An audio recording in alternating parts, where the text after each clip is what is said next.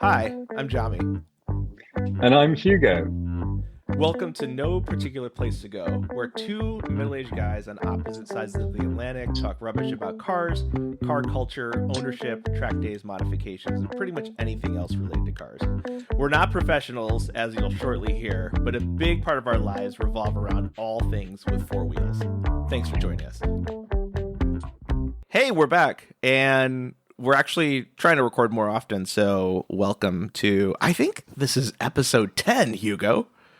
No way. I think it is. 10 whole episodes of us just gassing on about whatever. Well, when we started, we said we're just going to talk about cars anyway, so Yes. let's just record it and see if anyone gives a damn. Apparently some people do. Like, we've had a few here and there. Well, yeah, and we're definitely recording it, so we're doing our part. That's true. That's true. That's the only bit we can control, right? And then the universe will decide whether anybody gives a damn. But I had this plan of like, step 1, record yourselves. Step 2, step 3, retire and make tons of money. But step 2 is not really happening, and I don't know what it is. It's kind of like the underpants gnomes from South Park. It's just step 1, exactly underpants. that. Step 2, yeah. Step 3, make lots of money. Yeah. Well, I mean, we're stealing the underpants. I think that's the important thing. There's like, as long as we continue stealing the underpants, I think we're on the right track. I think you're right. I think we'll just continue to do that. We're not really stealing underpants in case the authorities are listening. It's just more the random first step. Depends on whose underpants and, defining theft. I mean, if you borrow someone's underpants when you live with them, is that stealing? No, I think that's okay. I'm not usually in the business of borrowing underpants. Like, at that point, that's one of the things I liked about Japan is, 7-Elevens everywhere. If you really need underpants, you just go to Japan or you just go to 7-Eleven and you just buy some. Although they don't really come in American sizes. They're quite tight. I still have some. Put you in touch with your humanity, you might say. Yes. That's help you sing soprano. I like the way you phrased that you're like, if I needed underpants, I'd just go to Japan. And I was like, it seems pretty extreme. Well, sometimes when I fancy a cup of coffee, I just head over to the UK. Yeah, no big deal. I want some scones and clotted cream and marmalade. Yeah. I just pop over. There's no great segue, so we'll just go. What's up with your Range Rover? I don't know how to go from underpants to Range Rover. From underpants to Range Rovers. Well, like one thing that has been on my mind has been cleanliness. So maybe that's a link. Oh, nice! I like it. We'll edit this so it sounds super clever. Like seamless. We saw that right away. Yes. Yeah. So as you know, Jami, like I live a little bit out in the countryside, and the lanes around my gaff at the moment are sodden and filthy and properly kind of dreckage. And so basically driving anywhere, like everything just gets muddy. And I've been sort of embracing it because I'm like, well, I have an old Range Rover. Like, I don't want to be one of these posers who lives in London and like has a Range Rover and it never gets dirty. Like mine is absolutely filthy, or has been. And I've kind of been wearing that as a bit of a badge of pride. Like, look at me, I live in the countryside. Like, I have mud flaps on my 4x4 and a tow bar, and I actually get it muddy. Therefore, I can feel a bit better about the fact that I am just a sort of soft-handed keyboard jockey who, sits in front of a laptop all day long, and I'm like, feel more like a real man. Yes, a real rugged man. Yeah, right. Like, with hairs on my chest and everything. Like, I might even, if I was to have a beer, I might have a whole pint in one go. Oh my gosh! I mean, let's not a lot of take liquid. Might need a wee straight afterwards, But yeah, so it's been pretty filthy. And I have found myself actually deliberately like aiming for puddles and bits of filth on the ground to kick up incremental muck to add to the effect.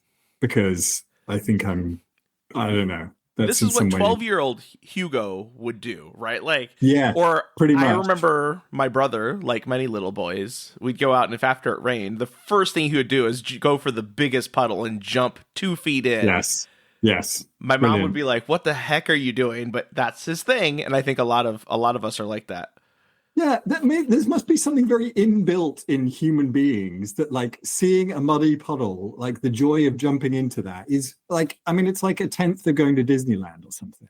Yeah, and Like, it's free. yeah, yeah. So why wouldn't you do that if you could? It's You bargain know, basement Disneyland. there's precious little else pleasant and enjoyable to do around here, particularly at this time of year when it's just dark and cold and miserable.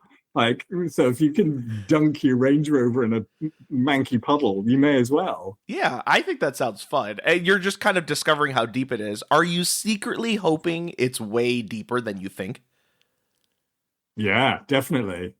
At this point, because I mean, it's a good point. I guess new cars of this ilk have all kinds of wading sensors, and it'll come up on the screen and tell you how deep it is and how much, all that kind of stuff. Yeah. I don't think mine has a clue. So it would be more like, can I keep going or do I get stuck, sort of thing. And so you're just saying, I'm not going to stop. I'm not going to look ahead of time. It's just how deep it is, and I'm driving through it. I don't care. I am going with the flow. I am allowing the universe to decide. I think that's maybe this should become no particular psychological place to go. But I feel like if we had someone qualified, they would pull so much about the male psyche from this conversation. But I'm not qualified, so I'm just gonna go. I think it's interesting. I think a lot of us do that. Well, I mean, on that note, I might also venture to suggest that why do I need to have such a large and impractical vehicle? And part of it is to do with the fragility of my ego. Probably. Okay, that's good. Oh man, that's deep. That's insightful. Yeah, yeah. So I have a Miata. Does that mean I'm the opposite, where I think way so. too highly of myself? No, I think that means that you kind of connected enough with yourself that you don't need to worry about how other people perceive you, and so maybe you are okay to show up places as a middle-aged man, if you'd allow me to say that, I'm as a way definitely to describe you. Yeah, in a small red sports car, and not feel in any way like, I don't know, people might judge you. Whereas I think for me, I'm at that stage where I'm like, I need to have an extra ton of metal around me than I really need, and I need to be sitting 18 inches away from the ground, higher up than everyone else, looking down on them physically, because maybe I don't feel like psychologically I am able to even be on their level. Well, and I think we talked about this a little bit, but you've had the benefit of living both in Northern California for an extensive amount of time and then back in the UK. And I think we agree that culturally, especially not just cars, but especially when it comes to cars, people in the UK are a bit more judgy about what your car says about you.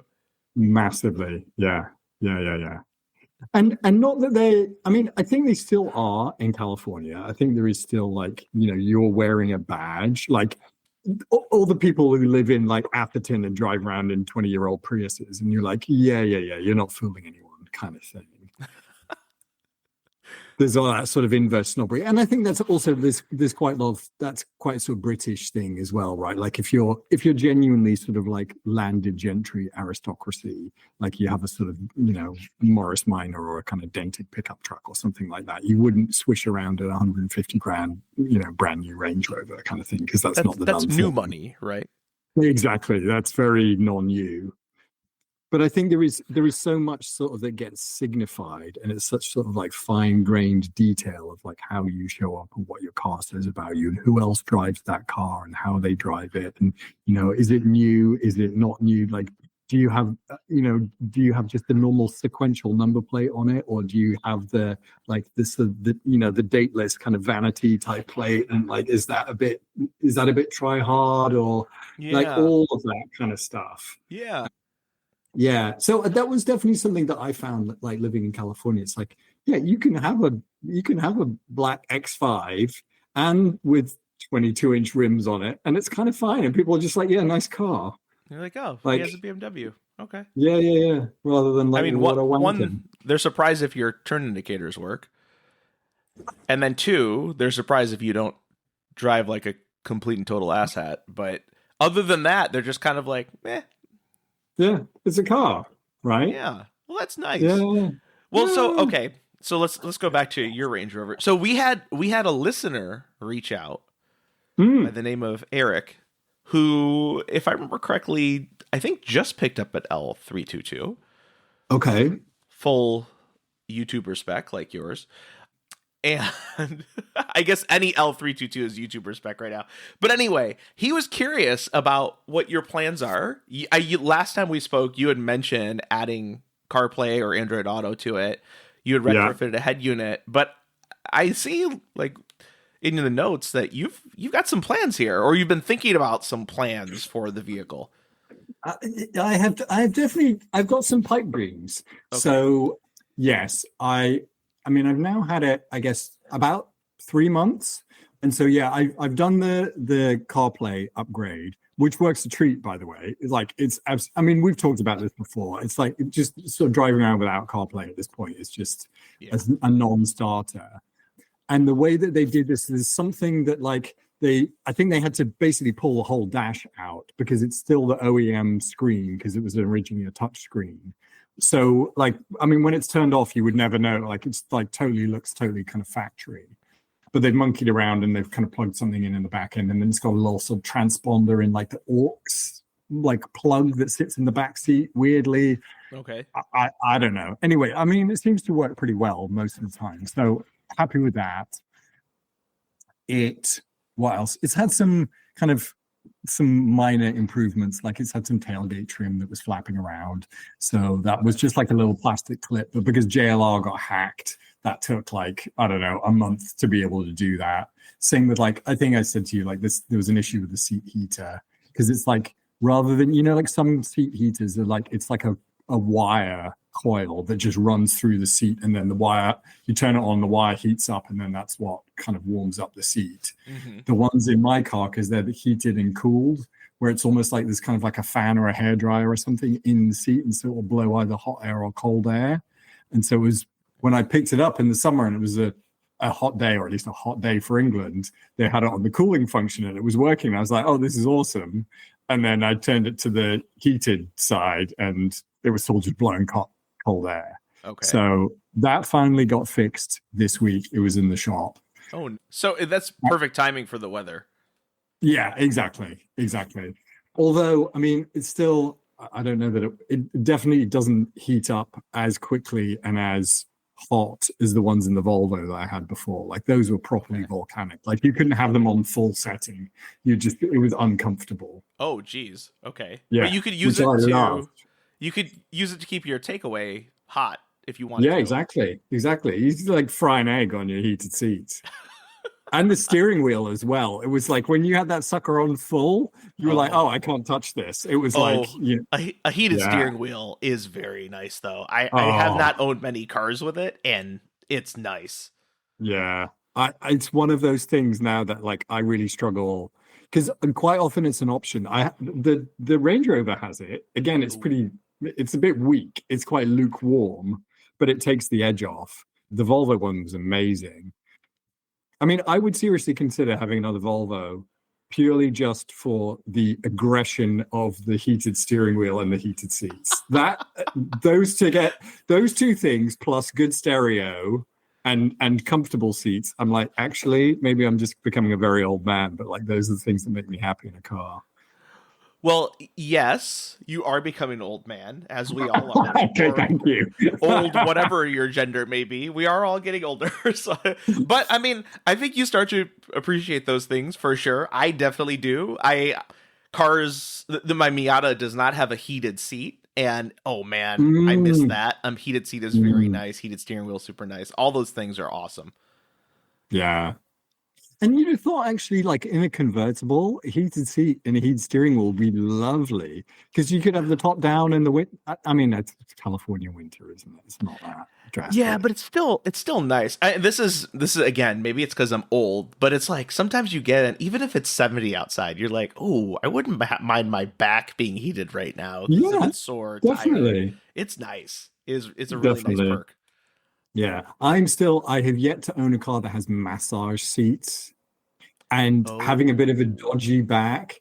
I feel like that would, I mean, again, particularly like long trips and stuff like that, I think that's something I would probably use a lot and enjoy.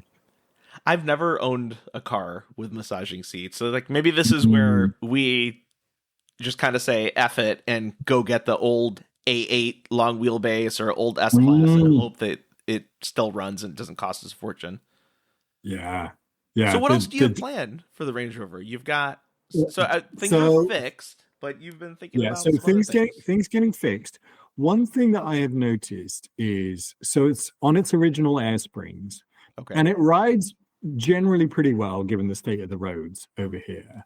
But like again, to that point on like all the kind of like, the lunar potholes and stuff, like I had this like just this thought occurred to me because I've been reading reviews of like the Ranger Raptor that we get over here. So we get like the kind of like the mid-sized truck in Raptor spec, and like Yeah. Jethro Bovington's had one that's like a long-termer and stuff. And they have like this sort of Baja spec Fox shocks off them, like long travel, like super soft. And I'm like, those would be awesome on the Range Rover. Like I wouldn't want to change anything from the outside. Like I wouldn't want to put crazy tires on it or anything like that. But Yeah. to have like super plush, like really soft, like long travel Fox Baja shocks on it. I think that would be cool. Ooh. Is have you seen that done? Is that something that people do? There's a couple things that I've kind of stumbled across on the internet of people where they do the kind of like overland conversions on L322s, Okay. and they kind of like deliberately beef them up for like proper kind of like, off-roading. Like I don't know, they go sort of full like rock crawler like you Yeah. see Wranglers and stuff where they properly dislocate all the axles. But I mean, I think all these things are possible because particularly with like older, maybe not so much the 322, but I think like the P38 is renowned for the suspension like braking essentially. Oh, okay. And so I think a lot of people would like coil spring convert them just to make them so that they don't, because occasionally you'll see an old one by the side of the road and they're like kneeling on one corner, Oh and there's like no. nothing sadder than like an old Range Rover that's kind of like hobbling along the road. It's kind of like, please help me. I can't Like stand upright. seasick drunkenly, like I can't get up on this side. Um, and Oh, I should have actually, laughed. Now I feel bad for those middle age. They're our age, right? In car years, I feel bad for them. yeah, yeah. Well, I mean, that's part of my sort of connection to it. Is it's like it's a bit creaky and broken and just trying to do its best. This Range Rover, and it's like, yeah, it feels like me. But yeah, so I'm thinking about the shocks, and actually, it's I've been noticing a clonking sound from the. I think it's like I had thought it was the passenger side front suspension. Apparently, it's the driver's side, Okay. and essentially, it's just the bearing in the top of the shock where it mounts into Oh, the body of the top mount or whatever. yep. Because the mechanic was showing me, and he was like, but because it's a Range Rover, you have to replace the whole thing with the airbag in it and the whole bit, like No top to bottom. way. Yep, yep. The full shocker strut, whatever, it's all built in. And I was like, oh, that sounds expensive. And then I was like, and you can just do one, or do you need to do both? Because I would guess that like you don't want to have those things out of alignment. And he was saying he's like, actually, it should be okay to just do the one Okay. because they don't necessarily because I guess because it's the air spring rather than a kind of like a coil Yeah. that it didn't. I'm not a mechanic anyway. He said it was fine, and apparently that's all doable under like the warranty that I have, like this sort of the whatever it was, like the Gosh. 12-month thing. I mean, that'll be the fourth or fifth time I've taken it back to the garage since I bought it. I haven't paid a penny. This warranty is going to be the value of the car in the Yeah, next 12, it's, 13 it's months. going to bankrupt whoever underwrote it. I'm like, I mean, that's what Doug DeMuro famously, and I think so. He bought a Range Rover from CarMax. He bought the warranty, and I yeah, can't remember what it costs, but within 2 or 3 years, CarMax stopped warrantying that Range Rover across their entire yeah, chain because yeah, it was thousands of dollars that they yeah, had to cover. yeah, yeah, yeah. I mean, Wow. I think mine is going to ruin like L322 warranties for everyone.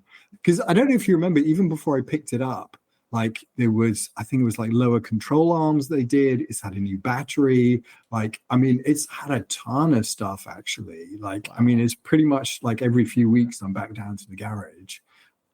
But in a way, it's like, I got to know the guys down there. Like it's this local independent, shout out again. I think I've done it before, but it's a shop called UK Defenders in Edenbridge in Kent. And they just love Land Rovers, right? And they have a ton of Defenders in there. Like when I meant to snap a picture for you, but I didn't have my phone on me. Like they were breaking a Gen 1 Discovery. Like it was P plate, so that's what, 96 or something like that. And they literally had just totally lifted the body shell off the frame because they're totally sort of like separate chassis things. So they just had the body shell sat there, and it was still pretty straight and decent actually. Like the guy showed me, he's like, open the back door and he's like, and slam it. And the whole thing was still pretty kind of sturdy. And then outside they had like, here's the chassis, 4 wheels, gearbox, engine, all of it, all in one piece. And he was like, yeah, we're going to send it off to the shop blasters, like clean it all up, chop a foot out of the wheelbase, and then like chuck a Series 2 kind of Land Rover on top of it is some sort of like resto mod. This is like some bespoke thing that some customer of theirs wanted. I was like, wow, that's pretty cool. I was like, well, if you can do that, I'd probably trust you to sort out like one strut on my They can handle the strut top on your yeah. So when you were talking about the shocks, it got me thinking. So obviously I think really the pandemic, overlanding became a very popular thing. And you see a lot of people who've gotten into it. I have friends and friends of friends who've gotten into it. And I think it's one of those things that on video looks cool. And the actual experience could be cool too, depending on the equipment, all that kind of stuff that you have. Is that something you would do? Do you think your family would be down to do some overlanding and camping overnight, maybe on a rooftop tent or something like that? I mean, I think I would quite enjoy that. I don't know that anybody with whom I cohabit would enjoy that. So you're like, I'll do this by myself. That might be more of a solo kind of overlanding #van life kind of thing. But you talk about like the roof tents. They seem to be everywhere. I don't know, like certainly when I used to live in the UK, I don't remember ever seeing them. Like you'd see a few in the US, but I feel like here in the summer, they're just everywhere. And to me, on some quite inappropriate cars as well. Like you see sort of like Hyundai i10 with a roof tent on the top of it, and you're like, wow. Really? Like, is that going to be okay? Like, I don't. The whole thing's going to topple over, isn't it? Yeah, I wonder if there's guidance on like this car is too small or too weak to carry this thing around. I'll put one on my Miata. I'm sure the soft top will hold it up just. Yeah, it'll be fine. It'll be like when Top Gear landed that helicopter on a Skoda Yeti. I'm sure it's fine. Yeah. It's fine. Yeah. No, I think that sounds kind of fun. I mean, would you do that? I think I would. Like, I have the closest I've come to experiencing something like that is there's a few folks that I've done track days with, and they have all the overlanding equipment. So they've got like the fridges and grills and all this kind of stuff. And what they've done is they use those as their tow rigs too. So we're at track days and they end up cooking sometimes breakfast and lunch. Nice. And it's so much fun. Yeah. I am not an experienced camper and no experience overlanding, but I did go camping probably like 6-7 years ago, and I really enjoyed it. It was nice to unplug and just be away from like the city lights and all that kind of stuff. It was really relaxing. It was a one night kind of thing for me. The sleeping situation was horrible, but I enjoyed the experience overall. I would do it, but I don't want to own an overland rig myself. Like that's another vehicle, but I think it would be fun. I think it would be a lot of fun. Yeah. I mean, I think there is something about, so like, I kind of like camping. I feel like I haven't gone very much. Like, again, like in the summer, I went to that like retreat and stayed in a kind of like sort of bell tent type thing. Okay. And so it was kind of rigged up and it had like a bit of a bed in it and stuff. And so that was not like just camping. That was a bit more. But I think what was nice was like, you really kind of noticed the stars and you're there in the fresh air a lot more. And I think like all of that kind of thing, like I definitely get. And I Yeah. quite like the gear. You know, like when you go to REI and you're like, oh, well, I could just get that Yeti and I could get that Jetboil. And like all of this stuff is really cool. And like, wouldn't it be fun to have an excuse to need all of this stuff? Because I So just don't. I noticed that in two places. So in Tokyo, like camping, mountaineering, anything outdoorsy is really, really Mm, popular in Japan. And then our yeah. hotel in central London was right next to two huge outdoors shops. And Mm, so there's a couple things that are really interesting, not to get too deep into fashion, but you like Arc'teryx is a well-known brand, and their yes. roots are based in Canada, mountaineering, etc., snowboarding, stuff like that. But it talks it points a little bit at the overall trend of like urban, but you look like you're about to climb a mountain. Like that's a Yes. definite fashion thing. Yes. And then I just think like, oh, there's also genuine interest in being outdoors and doing things. I think there was a rediscovery again during the pandemic, but probably before, where a lot of people are just saying, I need to get out of an urban setting. I need to get somewhere where Yeah. it's green. And then Yeah. our friend Yasu has pointed out that like, hey, actually being out among nature is psychologically positive for you. It's Mm, good to be, yes, there's the fresh air, but getting away from like even on a basic level, like very geometric man-made shapes that you see in buildings, yes. but the Yes. randomness of being in a forest is good for your brain in some way. Yeah. Again, I'm not Yeah. qualified to talk about this, but this is what I've heard. It sounds really cool. Yeah. No, that's I read a book actually in the summer, and it was there's a Japanese word for it, and it escapes me, but they call it like forest bathing. And the idea is that particularly to go and spend time around trees, there's exactly as you're saying, like the shapes are like these mathematical fractals, you know, like the kind of spirals and stuff, like Yes. as everything branches off. And that's like it's both calming for our brains and also quite stimulating. So like it's good for people who are sort of like maybe a bit kind of like, I don't know, ADHD or anxious, because actually it helps kind of like bring you down. Yeah. And maybe for people who are a bit more sort of like depressed, actually it helps sort of like bring them up a bit. Like weirdly does both.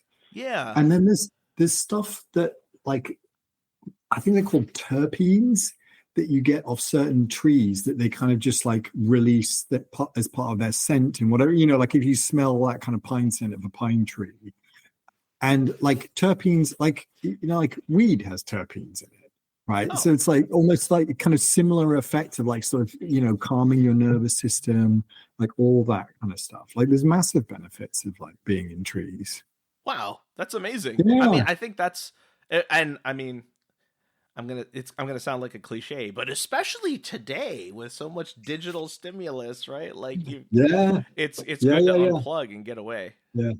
But you know, it's interesting what you're saying as well about that kind of, you know, that being in the center of London, being in the center of Tokyo, and noticing like how people kind of fetishize, I don't know, the hiking boots or the Gore-Tex jacket or the backpack or whatever. You know, isn't that a bit like people driving around in vehicles designed to not be on paved roads in the Yeah. middle of cities where every road is paved? You Yeah. know, and it's like the watches as well, like the G-Shock or the, you know, what's that like? Is it, oh, I forget the name of the brand, but you know, the one where you press the button and it activates the satellite and then Oh, the yes. people come to rescue you, like Breitling, something, something. It's like, how many people who buy that watch are ever going to go anywhere near where anything like that is ever required?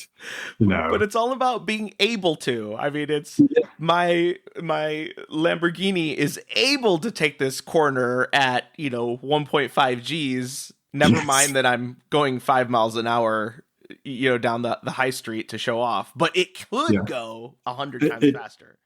exactly. Exactly. I just Yeah. want you to Isn't that know. funny? Like we get so sort of like interested in the potential versus what we actually need and what we'd actually use. And I mean, I think again, this is pretty sort of prevalent in car world, like chasing 0 to 60 times, chasing top speeds, Yeah. chasing like even in EVs, like range, like, oh, well, you know, I can't have a car if it doesn't do 400, 500 miles on one charge. And it's like, how often does anyone actually get in their car and drive 500 miles without stopping? Yeah. Like, Not that's very. not every day for most drivers.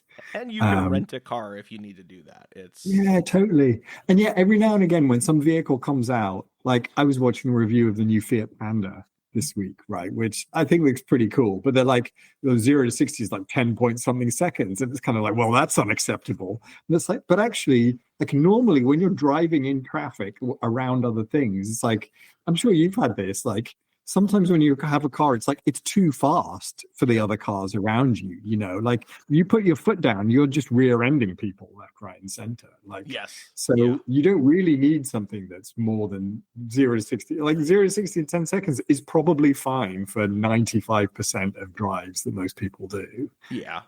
Yeah, no, I agree. Well, speaking of like how much you actually drive, so you were talking about the potential long travel shocks on your L42 too. And so do you do a lot of motorway driving with it? Or is it almost exclusively B roads around your house? Well, so this is kind of what I've been discovering. Is like those are really the two roads that I drive, right? Like within, I mean, I suppose the closest kind of normal road to where I live is, I think it's 2 miles or something. And then depending on which way I go, I mean, I could easily spend half an hour or an hour on every journey on like sort of single track bumpy lanes. Okay. So there's definitely quite a lot of that kind of like bumpy country road stuff that I do. And then otherwise, then I'm sitting, I'm sitting on the M20, on the M25, whatever. Like, like I think I said the other weekend, I drove up to York, and that was like, I don't know, 300 miles each way, sort of thing. And so, like, when I think about my kind of use cases, because this is again, I mean, I think you're maybe somewhat similar, but like, I will look at all these things. I'll be like, oh, somehow I've woken up and I fancy a Golf GTI, or I've woken up and I fancy a Taycan or something like that. And then I try and remind myself of like, where do I actually go when I get in a car? And like, would it not be smart to like try and align these two things so that the vehicle that I have kind of vaguely fits the driving that I do? Yeah. And so every now and again, like as there's another creak and rattle from the Range Rover, I'm sort of like, is this really the right car for me forever? And then I think, well, I'm on the bumpy B roads and then I'm on the motorway. And actually, for both of those, it's brilliant. It's like good on the highway. It's good on those long hauls. Yeah, it's great. It's super comfortable. Like, still has the radar cruise, even though it's a bit sort of rudimentary because it's 15 years old. Like, but even just like the mere fact of like the sort of the physics of it, because you sit up high, because it has like a really big glass house, you can just see more, which is helpful on the highway, which is helpful on the narrow roads. Like, like I totally get why people kind of like swear by them. But yeah, and I'm kind of like, yeah, it's sort of interesting to think like, well, what else would be good in those use cases? Yeah. Like, some part of me could imagine a GR Yaris for the bumpy B roads, but then I don't think I'd want to sit in one of those for hours at a time on a motorway. Probably like on a motorway, like you said about the A8 before, it's like, yeah, I sometimes think about a big comfy sort of saloon like S-Class or like a Lexus LS or something like that. That would be very nice. You just drive to Scotland, or you just drive to I don't know, Zurich or Vienna or Berlin or something, and be like, that's what I'm gonna do this weekend.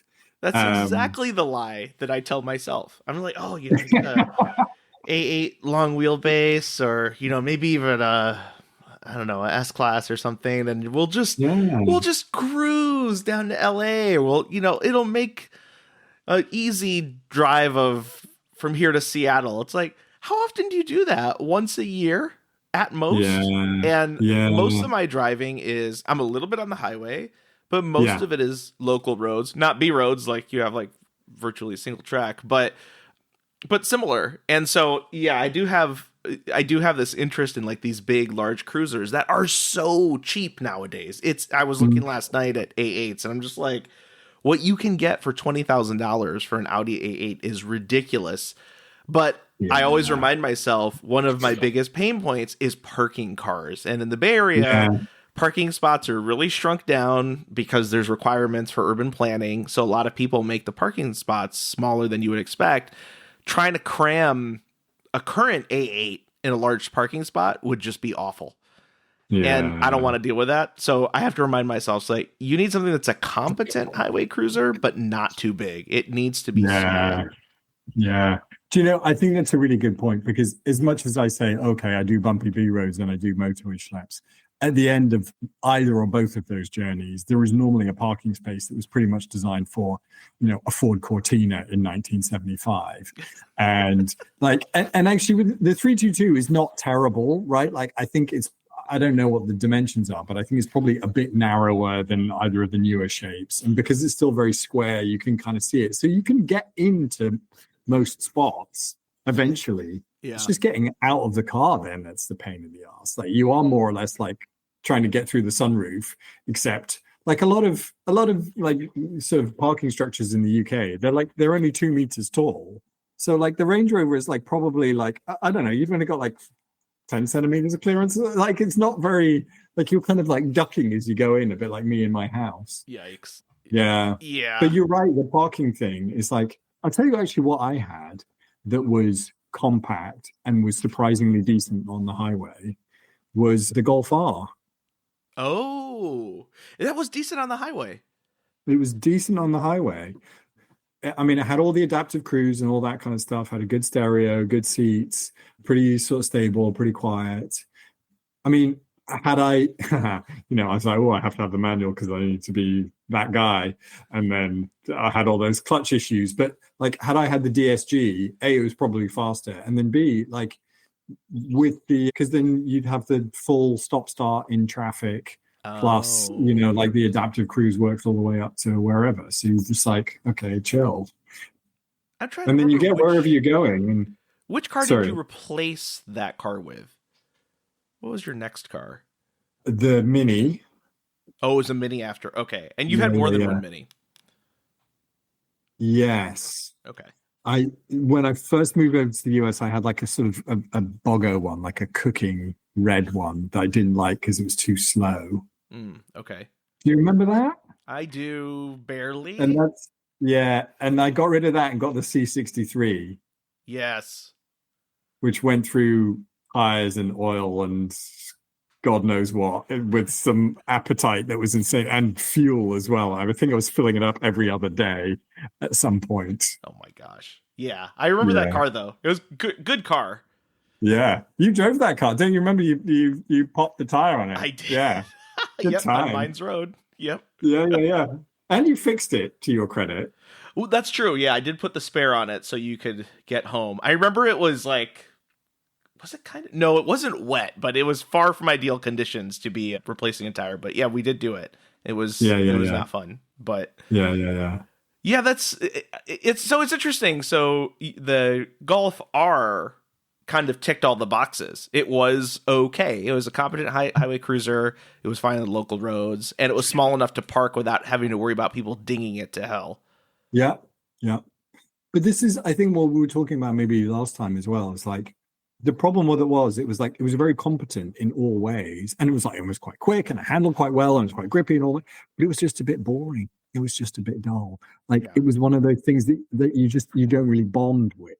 Yeah. And I don't know. I mean, I think maybe if that's your expectation, I don't know if people leasing Teslas really think they're going to bond with them, or it's just like, okay, like I just bought myself a new refrigerator and I've just bought myself an EV, right? Same. But I think when you have something like, particularly like an R model, you go, oh, this is a sporty one, and it's like, and I've read all the reviews in Evo and all the rest of it, and this is going to be really fun. And then you get it, and you're like, yeah, it's good, it's solid, like there's nothing wrong with it, but it doesn't. I mean, it's like this Range Rover. It's like it's quite crap in a lot of ways, but it has a lot of personality, so it's kind of hard not to love it a little bit. Well, that's how I feel about my Lexus ISF. And a lot of so I'm waiting to get it back. It's been a bit of a saga, which I can go into, but been waiting to get it back. And in the time that it's been gone, it's been 6 weeks now, and I haven't missed it at all. And I'm just like, I want something a bit more comfy daily than my Miata, but that's pretty broad. That doesn't necessarily have to be filled by an ISF. I think the equation in my head is, for what I've paid for it, am I getting a commensurate amount of enjoyment, or is it lopsided? And the answer is it's lopsided. Like, I think it's interesting. I look at the fascination that people have with the Lexus F models, the LC500, with a little bit of amusement because I don't get it. Like, the ISF is a good car. The suspension in the early ones is incredibly stiff, and I know they finessed it to be better later, but it's really about the motor. It's by and large about the motor, and it's the handling is kind of flat. It's competent, but it doesn't make you go, oh, I want to drive this car. It's really fun to drive. I had someone ask me a couple weeks ago, they're like, okay, the Alfa Giulia Quadrifoglio versus ISF. And by the way, they're similar price nowadays. And there's no competition. The Alfa Romeo is so much better to drive. And oddly enough, in my case, has been more reliable than my Lexus so far, which is really and surely weird. the Alpha as well has a lot of personality. It has a ton of personality. And I think it's got a bunch of things technically that the Lexus doesn't have. One, it has adjustable dampers. So if you put it in the most relaxed mode, you could be driving like a very low power Alpha 4-cylinder car, just kind of schlepping around doing the economic daily stuff. Then you put it in the middle and it's quite a bit more responsive. Then you put it in D, like the most aggressive drive mode, and it's a beast. So it has way more range. The Lexus doesn't have that benefit. Granted, it's 10 years older. So, but again, at the same price, I look at what I paid for that car and the money in that car because it's held its value, and I just go, it's not worth it. And that's why I'm getting rid of it. It's like, well, if I need something that's a daily, like competent, there's cars that are more modern, have better creature comforts, and would cost me half as much. And, oh, by the way, have better gas mileage. And if that's all I'm going for, then this doesn't feel worth it. Yeah. Do you know what you've just done to me, by the way? Uh-oh. Oh, no. What have I done?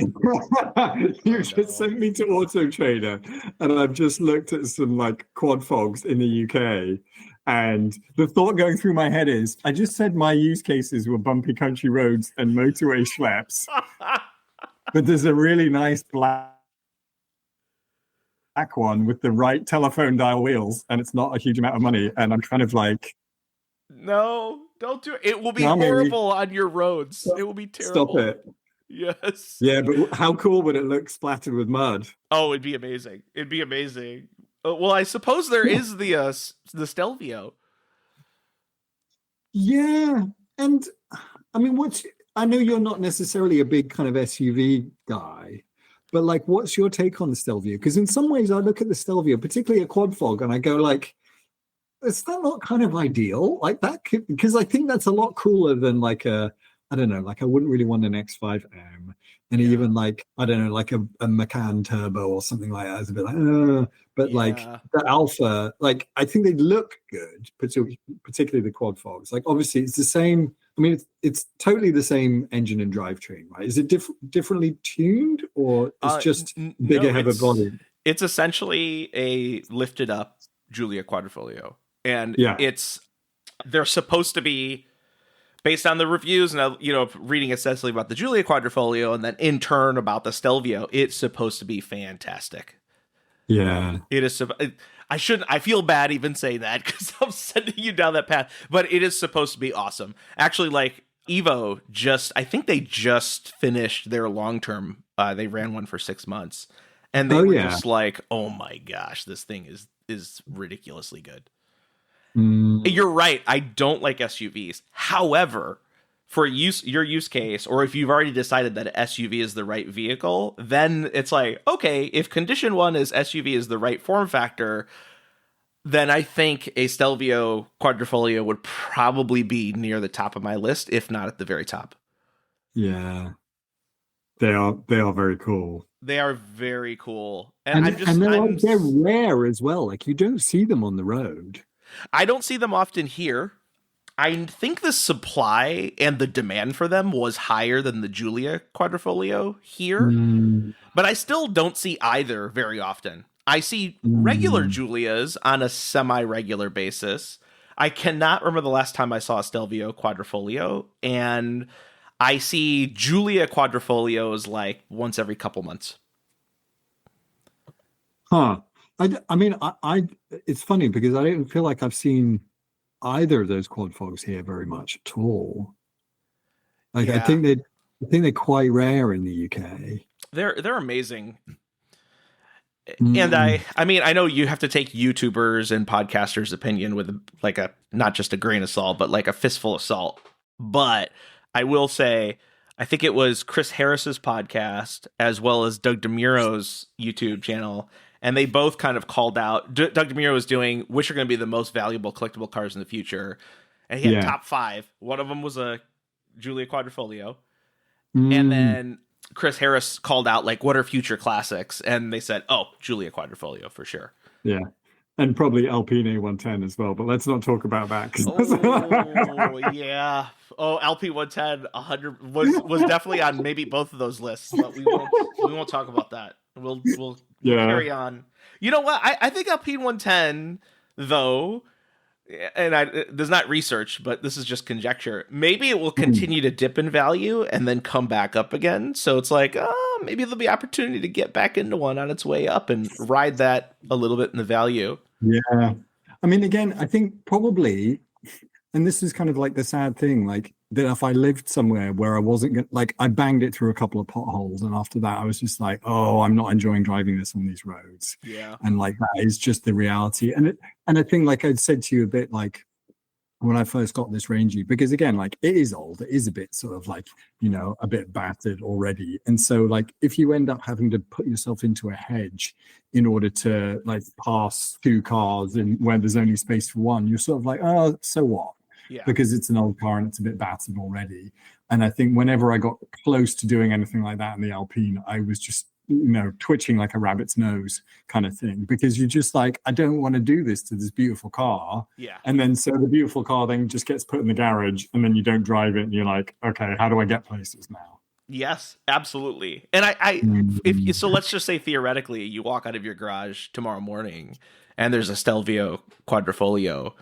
Would you feel more like it's your Alpine A110 or would it be more like your Range Rover?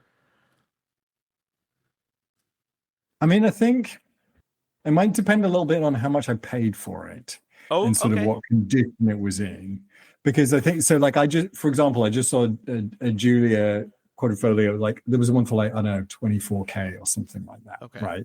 And I go like, that's sort of, that feels like money in which I would be okay using it every day and just parking up and leaving it in the rain and all of that kind of stuff. Like I wouldn't feel too weird about that.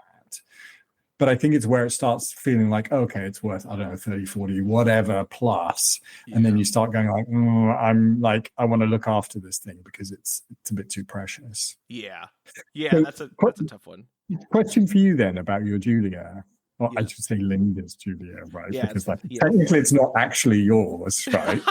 That's technically it's a bit of a gray area. It's, I mean, there's the legal and then there's the whose is it. So yes. But she's been very gracious. Right. She lets me take it pretty much as often as I like, which is nice. That is very kind of her. Yeah. So my question for you is this, because, and I didn't feel this so much about the Alpine, but definitely like the previous kind of sporty cars that I've had. I would say like the AMG was a bit like this. The last 911 was a bit like this, where I would feel guilty doing the sort of 5-minute drive in it, because I'm sort of like, okay, if I'm going to turn this thing on, I want to let it run, let the oil come up to temperature, make sure it's kind of like happy, gets a decent run out, all that kind of stuff. So if I'm going to like turn the key, it needs to run for 15 minutes, ideally half an hour, whatever. And I need to take it for a drive. I need to do this. I need to do that. And I'm going to watch the revs for the first half, all of that kind of stuff, like be all nerdy about it. And then you realize, like, again, most of the journeys that I do are less than that. And so if that's the criteria, then again, it's like, okay, well, sure, I'll go for coffee once a week, like in the next county, and that will be lovely. But the rest of the time, when I just need to pop to the supermarket or the post office or whatever, then it's a pain in the ass because I'm kind of, I've got the rabbit's nose thing again. Yeah. I mean, do you feel like that ever with the Julia, or are you just like, will you just hop in it and go wherever and just not think about it? Maybe I should, but I don't think about it at all. I just Mm, jump in it and I go. And yeah, because I'm just like, hey, 5 minute drive or 5 hour drive, I enjoy it either way. This car is so much fun. mm. And does it, like, I mean, does it use oil? Is it bad on tires? Sorry, this is getting like very like consumer advice. Yeah, no, no. That's so the luggage space I can put 4 liters. No, no. It doesn't do any of those things. It's good. Yeah, it doesn't burn oil. Here's the things with it that are weird is Yeah. the HVAC is weird. Mm, And what I mean by that was, or what I mean by that is when we first got it up until like a couple months ago, it would do this thing where like you'd have the automatic climate control set at say, I don't know, 68, and you start out in your drive and it was, say it was hot outside, it'd be blowing perfectly cool weather or cool air, and it would slowly yeah. kind of get you to 68. And then out of nowhere, 20 minutes later, you haven't changed anything, steady state driving, it would just get warmer. And you're like, why is it blowing warmer air? What's it doing? And then you'd adjust it, and then 10 minutes later it'd be too cold, so then you'd adjust it, and 15 minutes later it'd be too hot. So you're doing this constant like up and down with the temperature, trying to Mm, find the right temperature, which is really weird. So one of the things that we learned, I may have mentioned, I actually ran out of gas once because it's a known issue. The gas gauge is wildly incorrect. You could have actually 0 miles of range and it shows you have a quarter tank still. And really? yeah, and I was like, what the heck? So people said, hey, there's a software update that fixes this. Go do the software update. So I went and did the software update. And now I see Yeah. that it actually, when you get down 2 bars, the gauge turns red and you're like, oh, you have 30 miles to go. It actually operates like other cars. So it's operating Okay. as you would expect if you've ever driven another car. But now the HVAC is doing another weird thing where you can set, it's dual zone. You set both passenger and driver side to the same temperature. And the passenger side is, I would say 80% of the time, definitely warmer, easily detectable that it's warmer. Really? And I was like, what the heck? So I took it back to the dealer. I was like, hey, after the software update, it's doing this thing. And they said, well, we looked at this, we looked at this, we looked at this. And as far as we can tell, it's working as intended. And so I did my own research. And lo and behold, it is working as intended. All these people who've done the software update said, yep, I've been through this with my Julia. I researched the hell out of it. It's been to the dealer 18 times. And this is just what it does. You're like, Wow. okay. That's probably my biggest pet peeve with the car. Okay. Relatively minor. But is it enough to get rid of the car? Heck no. That car overall is probably the best car I've ever owned. Mm. And let me ask you this, like when it does these weird HVAC things, Yeah. do you kind of chuckle and be like, oh, Julia, you're so characterful, you're such a tease kind of thing? Or do you be like, oh, you idiot, like why do you have to be so annoying? And why can't you just be normal? It's probably more the second where I'm just like, this is so dumb. What the heck? And then I adjust it and then I just carry on. And then by the time I get out of the car, I'm like, best car I've ever owned. It's awesome. I love it. I can't stop raving about it. I totally overlook those things, but it's because it has like a broad range of abilities. It handles so well, even in like the most economical setting. It's really fun to drive.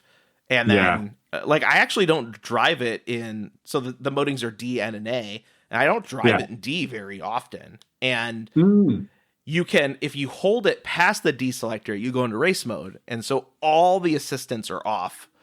I've only gone foot to the floor in race mode twice, but it's savage when it's in D or in race mode. I mean, man, that thing is an animal.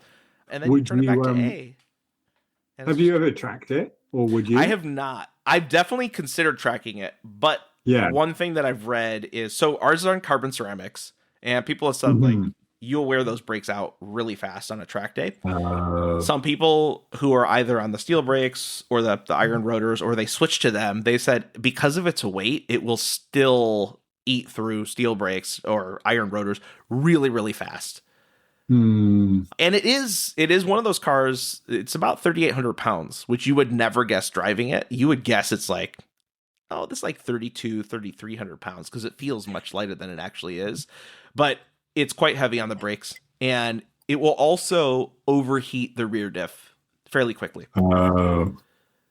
That's none of this is to say I won't ever track it. I would love to take it on a lap or two. I think it would be fantastic, but I don't think it's built to be this is my regular track car. Yeah. Yeah. Fair enough. Yeah. And I would imagine as well, like, if you do launch the diff, if you do like need new, particularly like carbon ceramics, like those are not cheap things. Oh my. I mean, heaven help me if it ever comes to that. Now I do have a warranty on it. Like you talked about the warranty on your Range Rover. I do have a warranty on it. One thing I will say about the warranty though is because I only service it at the dealer, there aren't a lot of great indies here because there's a lot of dealer specific tools and stuff like that. But one thing I wish I had done was instead of spending the money to get it from a third party, I got it from Zurich, which is a very well-known and reputable aftermarket warranty company. I wish I instead had got the Mopar one because that would be straight from the factory. What I have discovered is when I need to use the third-party warranty, there's a lot of back and forth between the dealer and Zurich. And I imagine if I had the Mopar warranty, that back and forth wouldn't exist. Zurich one was a better deal for sure, but in hindsight, I wish I had gotten the Mopar one instead. It's probably not too late. I mean, I know I can cancel it at any time and get prorated, but maybe I'll have to look into that. Yeah. Oh, you got me thinking now. Yeah, I mean, the other thing I'll say, I don't know if this is true or not, but what I've read is for the Giulia, they developed the Quadrifoglio first. And so the non-Quadrifoglio Giulias have a lot of that quadness in it. Which is, and again, don't quote me on this because it might not be accurate, but my belief is like if you're looking at an M3, they developed the 3 Series and they add to it to make the M3. My understanding is for the Giulias, it's the other way around. And I have driven a non-Quadrifoglio Giulia 2 or 3 times, and I found them to also handle very well and very light on their feet and very nice cars. Yes. I briefly test drove a standard one, and they're like the sort of turbo 4-cylinder, 280 horsepower. Is that right? 280-ish. Yeah, that's right. Yeah. And exactly as you said, like I was like, oh wow, this steers nicely for a saloon car, right? Like kind of quick steering, feels light on its feet, like feels like kind of ready to go. Like, it was just a really nice thing to punt around in. Yeah. Like didn't feel kind of heavy or sluggish or anything. And I mean, I think there's also just something about like, sort of it feels a bit more special. Do you know what I mean? Like to kind of go like this is not just like everybody's got BMWs. Not everybody has an Alpha. Yeah, I mean, I have to admit, like, we talk shit about Jeremy Clarkson all the time, but I think, was it he that said, like, you can't be a real car person if you haven't owned an Alpha? I'm very happy to have had the experience. I don't think this will be our one and done Alpha. I think we'll have another one in the future. But it is different. There is something unique about it. Like, I find current German cars to be kind of sterile.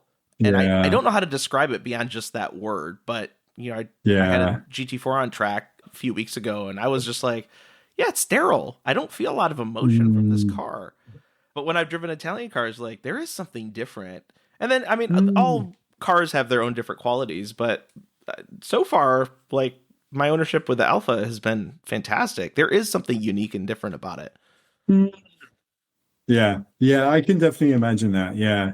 I mean, even like, we've had a couple of Fiat 500s. We had a 2-cylinder. Now we have the electric one. And it's like, okay, it's a small, basic, cheap car, but there's a certain something to it that's kind of like, it's just, like, it's a bit more fun than having a Hyundai i10, I think.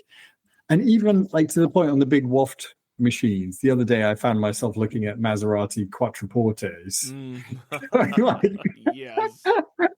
Like for the one afternoon, I would love to have this, and then the rest of the time I don't think I want it. But but again, like something like an A8, just again, seems like, okay, I get it for all the reasons that it makes sense. Yeah. And at the same time, to actually own that thing and think, am I going to feel in any way bonded to that? Am I going to care about it? Like, as you say with your Lexus, like, okay, it has to be in the shop for a few weeks. And like, do I miss it? Do I really care about having it back in the driveway? And like, and in a way, if you don't, you're sort of like, exactly as you said, like, why have I got money tied up in this thing that I don't really, that isn't really bringing me anything? Yeah. I think that's the theme I think that's the phase where I am in life is, so the NSX is sold. I sold my BMW. I'm going to sell my Lexus. So I'll have 2 cars left. And I think what I'm trying to do is distill down to a couple things. One, like, we all work hard.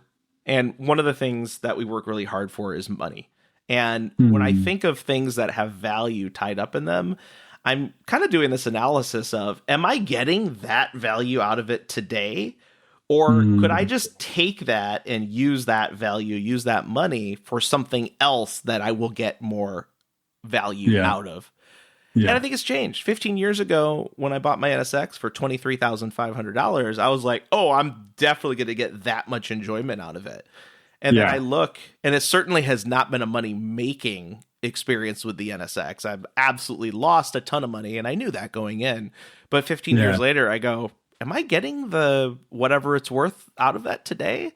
If it was worth $10,000, I'd probably say, yeah, I am. Yeah. But if it's worth quite a bit more, I go, no, I'm not. And then I think about the other things that I could do with that money that I would get value out of, whether that's investing, paying off something, paying for something, or just peace of mind, just having that money in hand. And so the utility of that value is gone. Yeah. So it's like, all right, it's time to move it on. If the ISF cost me $12,000, no brainer. You keep it, $12,000. But for what I paid for it and for what it's worth, it's not worth that. Yeah. I mean, I think that definitely makes a lot of sense. That kind of like ROI calculation, and I think that's kind of like where I come back to on my Range Rover as well, because it's like, from the money I paid for it, like it's definitely not perfect. It definitely doesn't do everything I would like it to in the way that I would like it to, et cetera, et cetera. And every now and again, I'm like, oh, this is a collateral diesel that gets bad gas smell, stinks and all the rest of it. And I'm like, but actually, it didn't cost a huge amount of money. And it does quite a lot of stuff, like, pretty well still, right? And I'm sort of like, okay, like, for now, that sort of makes sense to me. And I don't know, I look at people driving around in like a brand new, I don't know, BMW iX, for example. And that's a car that in this country starts at, I think, the thick end of 90 grand and goes up from there. Yeah, and I'm sort of like, really? Like, is that so much better? Like, I don't know. Like, if I had one of those on my driveway versus the Range Rover, I don't know that that's worth. Well, I can't even do the maths. Many multiples of like more value. Like, I could almost see, like, okay, if I had a Stelvio Quattrofolio out there and it cost double, like, would I get twice the enjoyment out of it? Possibly. Yeah. I think it's like, I mean, going back to like being judgy about what people drive, is like, cars to a certain extent are a reflection of your values too. Yeah. And assuming, resourcing is equal, if you're in an iX and the person next to you is in an L322, like, those reflect a very different set of values. The one person is like, well, I value newness over oldness. I value this brand over that brand. I value this flash versus this sedated. And they're not right or wrong, but I think the constant evaluation that I and probably you and a lot of other people do is, have I right-sized? Like, have I allocated my resources, whether it's time or money, to the right places? And if something's out of whack, that's when you make a move. You're like, I'm going to sell all my cars, or I'm going to buy 1 billion cars. Yeah. No, I think that's a really good point. And I think the other thing, and this is kind of going back to like that video that you shared with me the other day about like kind of the, like, how car designers just seem to kind of enter into its sort of crazy midlife crisis, whatever thing is, and that kind of notion of like the peak car actually still having buttons and, all of that kind of thing. It's like, I look at my L322 and I go, like, in some ways that is like some version of peak car, right? And yet at the same time you go, okay, and it's a bit creaky and it's a bit dented and that sort of thing. And so, like, again, I think that's where the, like, maybe the kind of the resto mod idea starts to come in, and you go, well, actually, Like, I think for me, what I really, really want is something that still has buttons, something that looks like that. But like, yeah, I would like something that has a modern stereo and a modern HVAC system. And like, I don't know, like I might even kind of like it if it was EV, actually, for a lot of the driving that I do. If I Yeah. pulled out that big stinky diesel lump and it had like, you know, motors in each wheel and like lightweight batteries and stuff, like I'd be quite into that. Yeah, that could be amazing. Yeah. Evo just wrapped up this thing they did for the first time called Eras. And so each issue focused on, they had one that focused on, gosh, did they do the 80s? No, I think they did the 90s, the Okay. 2000s, the 2010s, and then the first half of the 2020s. And did they wait? Am I making this up? My God, my memory is going. But anyway, they kind of compared these different decades, and it was really cool. It's the first time they've done it, and it was really, really fascinating to read. If you haven't read it, I would definitely check it out. Mm. But at the end, kind of the episode or the episode, I'm so used to YouTube thinking about episodes. The issue I finished a couple days ago was kind of the look back. It's like, okay, we've driven all these things. Like, what's the deal? And so they talked about the older gen, and they're like, hey, I think they did do the 80s, and they said, hey, the 80s, like, we were kind of looking at through rose tinted glasses, like. It was good, and there was fantastic cars there, but they weren't quite like as great as we thought they were. Like the limits and their capabilities were greatly reduced. You know, Ferrari Testarossa, tons of feel, but you know, it was nearly 6 seconds 0 to 60, so it wasn't the rocket ship that more modern cars are. And they kind of did a bit of voting, and they're like, what was the best era? And I think they landed in the 2010s, if I remember correctly. Like 2010s were really the peak. That's really where it was modern enough, but not like ancient, very high performance and usable performance, but not, you know, 1,000 horsepower cars that you can't use. And I thought it was really cool because we talk about this all the time. Yeah.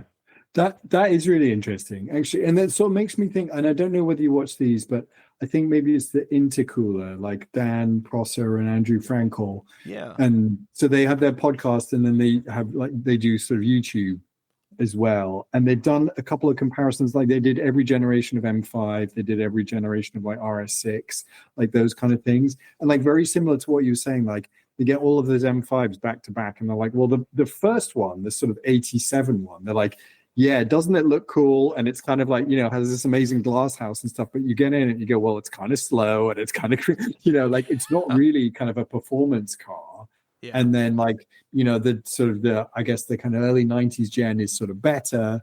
And then the sort of classic, you know, the V8, like the, you know, the whatever, I'm not very good on my, you know, E whatever numbers. The E39. Yeah. With the V8. That's, you know, that sort of, that V8 one, that's like, you know, that's pretty kind of close to it. And then you have like the V10 with all the kind of, you know, it gets too kind of complicated, right? Yeah. And like now, I mean, the current one is like weighs how much and has all the hybrid and all that kind of stuff. And it's like, I don't want that. That's not like, who wants that?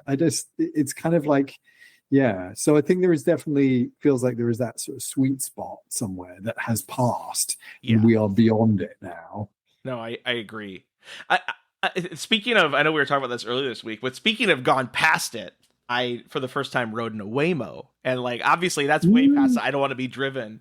And I did it once. It was cool. It was a cool experience to do once, but I would go with a human driver, a Lyft in the future, because I mean, it's a key source of employment now, keeping people, you know, fed and things like that. But the one thing I was impressed by was the Jaguar itself, the I-Pace. And what I'd love to know is, are these built to the standard consumer spec, or are they maintained impeccably, or are they like built better? Because I was so impressed by the I-Pace that the Waymo car is based on. And it was so nice. The quality, like the leather was really nice. I was like, wow. And this is a taxi, so it's got people coming in and out of it all day. This is a nice car. Yeah. Well, I mean, I remember when those I-Paces came out, and that's quite a long time ago now. I want to say like maybe 2018 or something. Was that? I think that's right. Yeah. And it was really like, oh, wow, Jaguar, what have you done? Like, you've just like jumped the queue here, right? Like, and there is this thing that looks really cool. and like it's spacious and good to drive and good range and all the rest of it. And then what did they do with it? No. Yeah, Not very it's. well. I felt the same when it first came out. Yeah, you were right. It was announced in March 2018, and European Huh. deliveries began in June of that year. Yeah. Um, yeah, one, I know I said I'm not a big SUV guy, but I think the I-Pace looks really cool. Yeah. I've always liked the overall shape of it, and I was like, wow, Jaguar is way ahead of everybody else. I Yeah. thought it was going to be like, hey, this is going to save the company. It didn't, but of course there's. I think we may have talked about this before, but they're so cheap used. Like there's a bunch Yeah. under 20 grand. Yeah, they are here too. Yeah, and although they're one of those cars that I feel unfortunately are very like spec sensitive. Do you know what I mean? Like the Mm, wrong color and the wrong wheels, they look weird, and then the right color and the right wheels, I'm like they're surely gonna just like because they put like I don't know 22s on them or something. I You're think like so. that's got to be awful for ride quality, but they look cool. Yeah, they look great. I did notice the Waymo cars have pretty thick sidewalls, so I don't think they're on Mm. really big diameter wheels. I didn't get a chance to look at what they're on, but it rode Hey, fleshly. I was impressed. this is a topic. Maybe we can like have this as homework, and we can come back to this next time we chat. Like, what cars look good on small wheels? Ooh, okay. I've definitely got some thoughts for sure. Yeah, I, because I I, think the whole thing of like cars that only look cool on like 22s or something is just silly. yeah, I agree. I mean when I look at tire expense, I just go, oh my gosh, man, the tires for a I 20-inch know. wheel, 20 tires for a 19-inch wheel are quite a bit. And then you talk about 20s, 22s, 24s. It's insane. They're Yeah, so expensive. yeah. That was one thing is say if you end up going the Stelvio quadrifoglio route, it'd be interesting to downsize the wheels. You have a chunkier sidewall because I think stock they're 20s, Mm. and I don't know how tall the sidewall is. I imagine it's pretty thin. So imagine if you went down to like 19s or 18s, you had that thicker sidewall to give you some more comfort Yeah. on the roads. Could you put steel wheels on a Oh my steel wheel? gosh. You'd have to find Steelies that would clear the brakes though, because those brakes are pretty big. Mm. But it That's would the be kind of cool. sub question of like of the cars that look good on on small wheels. It's like, what would you put steel wheels on? Oh, Like, man. I would think semi seriously about putting steel wheels on my Range Rover with kind of knobbly winter I think it tires. would look good. I mean, there's some Yeah, I think it'd be alloys awesome. that are aluminum, but they are styled like Steelies, and they look really good. Mm, yeah. There's a brand, I think it's US based, that they sell to Miata owners. I can't recall the name. I'll have to look it up. But yeah, they have a set that are alloys, but they look like Mm. Steelies, and they I look think good. Rotiform do some that look kind of steely Oh, adjacent. nice. Nice. Yeah. But then isn't the point of steel wheels versus like aluminium wheels that like so the alloys are lighter, but they're like more brittle. And with the steel wheels, like they're a bit heavier, but like they're more likely to sort of bend rather than break.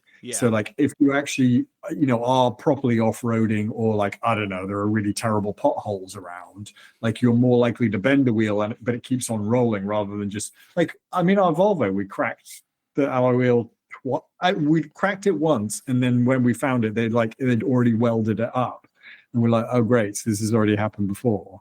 Oh, gosh. Yeah, I think you're right. I think steel, and our listeners could let us know if we're wrong, but I think steel is more likely to bend versus crack. Yeah, You're yeah, right; yeah, they're yeah, heavier, but they're also way cheaper. So it's like, oh, I bent a yeah, wheel, I get one for 100 versus 350 yeah, or something. yeah. Because I think like places like I mean, I remember when I spent time in Germany, and I think there are certain places where, like, by law, you have to have like winter tires on for certain months of the year or whatever.